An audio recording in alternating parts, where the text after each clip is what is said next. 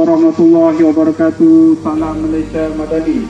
Tuan-tuan dan puan-puan, ini adalah perkongsian maklumat daripada Pejabat Penerangan Daerah Langkawi berkaitan isu keldal barangan kemas emas.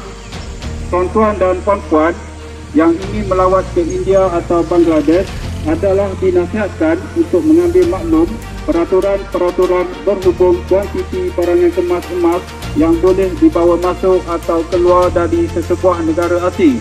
Hukuman penjara boleh dikenakan oleh pihak berkuasa negara asing jika kuantiti barangan kemas emas yang dibawa masuk atau keluar melebihi had yang ditetapkan.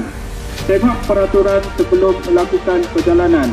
Saya ulangi, tuan-tuan dan puan-puan yang ingin melawat ke India atau Bangladesh adalah dinasihatkan untuk mengambil maklum peraturan-peraturan berhubung kuantiti barangan kemas emas yang boleh dibawa masuk atau keluar dari sesebuah negara asing. Hukuman penjara boleh dikenakan oleh pihak berkuasa negara asing jika kuantiti barangan kemas emas yang dibawa masuk atau keluar melebihi had yang ditetapkan. Semak peraturan sebelum melakukan perjalanan. Perkongsian maklumat ini disampaikan oleh Pejabat Penerangan Daerah Langkawi. Sekian, terima kasih.